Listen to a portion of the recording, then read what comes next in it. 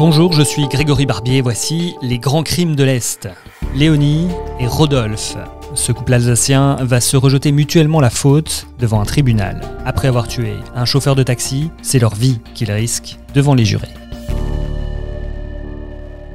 Le lundi noir du 28 octobre 1929, quand la bourse de New York s'effondrait et enclenchait l'une des plus graves crises économiques du siècle, Rodolphe Fulle, né à Plauen en Saxe, se trouvait déjà à Strasbourg.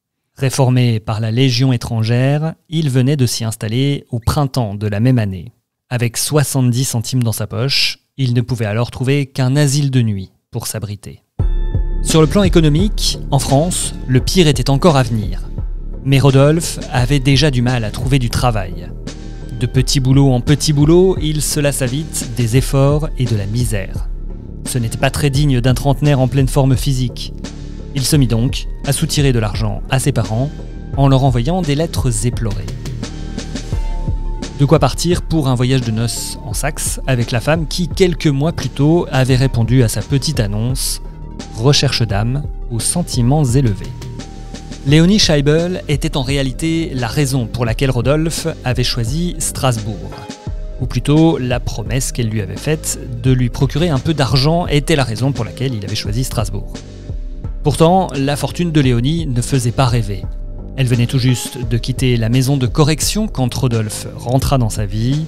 « Ta photo me plaît, surtout ta tête carrée d'allemand », lui écrivait-elle, peu avant de le voir débarquer à Strasbourg. Partagée, la misère leur semblait moins désespérante, mais les deux jeunes tourtereaux ne comptaient pas s'y faire. Installés dans une chambre de la rue des Bonnes Gens, un nom un peu ironique quand on connaît l'histoire, le ménage opta pour une carrière indépendante des cours boursiers, le vol à main armée. Après avoir travaillé quelques jours comme servante chez le médecin Bollack, Léonie préparait déjà un plan d'attentat contre son riche employeur, mais ce fut un échec dû à un concours de circonstances. Aussitôt, le couple concocta une nouvelle combine. Le 20 janvier 1930, les deux pénètrent dans le logement de Madame Prex, rue des Poules, où ils venaient d'être logés quelques jours auparavant. Léonie et Rodolphe volent des bijoux et de l'argenterie à leur hôtesse. Ils violent à nouveau son domicile les 6 et 9 février. Le lendemain, quand ils quittent le logement pour prendre la fuite, ils savent que l'argent qu'ils viennent de récupérer du brocanteur ne suffira pas à les tirer d'affaire. Alors, de la rue des Poules vers le centre-ville, par ce matin glacial de février, leurs pas les conduisent vers l'exécution d'un funeste projet. En passant par le Quai-Sturm, leurs yeux examinent attentivement toutes les voitures de taxi. Ils choisissent le numéro 184. Le chauffeur ressemble physiquement à Rodolphe. Ils le braquent.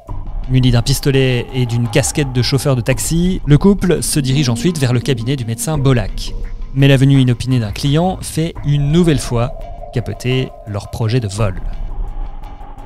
Le même jour, vers 17h, après un dîner sur le pouce, Rodolphe appelle la centrale des taxis depuis la brasserie du pêcheur. « La voiture 184 est déjà occupée », leur répond logiquement la standardiste. « Envoyez-en donc une autre, avec une conduite intérieure », demande Rodolphe Fulle, décidé à poursuivre le plan malgré tout. Léonie dissimule son anxiété par une posture figée, regardant dans le vide. Et quelques minutes plus tard, le jeune couple embarque sur la banquette arrière de la voiture du chauffeur Ulrich. Fulle lui propose tout de suite un cigare en lui demandant s'ils étaient obligés de payer la course en avance. Une manière de s'assurer que le taxi dispose bien d'argent. « Monsieur, je fais confiance à mes clients », rétorque Ulrich en allumant le moteur. Direction Innenheim. Posté derrière le chauffeur, Rodolphe se concentre sur les gestes de commande de la voiture, mais il perçoit la nervosité de sa compagne. Un verre n'allait pas leur faire de mal. Rodolphe fait donc arrêter la voiture peu après la sortie d'Ensheim, à l'Auberge du Soleil. En ressortant de l'établissement, il fait comprendre à Léonie qu'il est décidé à aller jusqu'au bout, et le couple remonte donc dans la voiture. « Je suis indisposé, arrêtez-vous une minute », demande Léonie au chauffeur Ulrich quelques kilomètres plus loin. Elle descend et prétend s'appuyer sur un arbre pour vomir. Le piège fonctionne. Rodolphe ferme la portière de l'intérieur et tire une balle dans la tête du chauffeur, par derrière. Le cadavre est aussitôt fouillé, mais aucune trace d'argent. Quoi qu'il en soit, il faut se débarrasser du corps et fuir vite et loin, en direction de Paris. Traînant le corps jusqu'en bas du talus, il lui ôte ses papiers et embarque immédiatement pour la capitale. C'est elle qui m'a passé le pistolet au dernier moment, monsieur le juge. Elle s'est servie de moi, je n'ai pas pu résister, affirme Rodolphe Fuleux, la voix tremblante devant la cour d'assises quelques mois plus tard. Pendant le réquisitoire véhément de l'avocat général qui demande au juré d'envoyer les accusés à l'échafaud, Rodolphe éclate en sanglots, tandis que sa compagne regarde dans le vide avec le même air impassible et figé que lorsqu'ils embarquaient dans la voiture du chauffeur Ulrich. Le couple s'est fait interpeller dans la capitale le 21 février après avoir abandonné le taxi dans la forêt de Vaucresson. Quant au corps du chauffeur, il avait été découvert 10 jours plus tôt.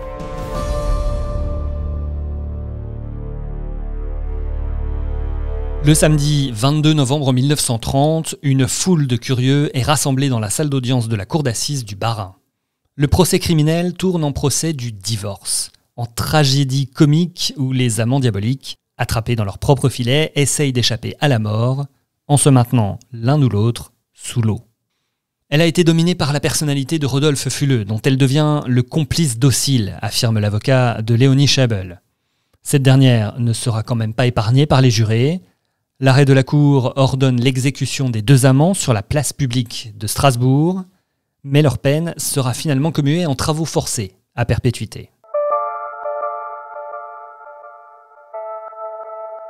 4 ans après le procès de Rodolphe Fuleux et Léonie Scheibel, le 23 mai 1934, la police du Texas tirait sur 2 jeunes criminels nommés Bonnie Parker et Clyde Barrow. La mort les transformera en un couple mythique. Mais qui sait, peut-être que Bonnie et Clyde ne seraient jamais devenus les héros de tant d'œuvres cinématographiques et littéraires s'ils avaient comparu devant un juge, comme Léonie et Rodolphe. C'était Les Grands Crimes de l'Est, Bonnie et Clyde en Alsace, un texte de Dosténa Lavergne dans le livre 100 ans de faits divers aux éditions Est Républicain. Si vous aimez Les Grands Crimes de l'Est, partagez cet épisode et laissez-nous aussi des commentaires. À bientôt pour une autre affaire.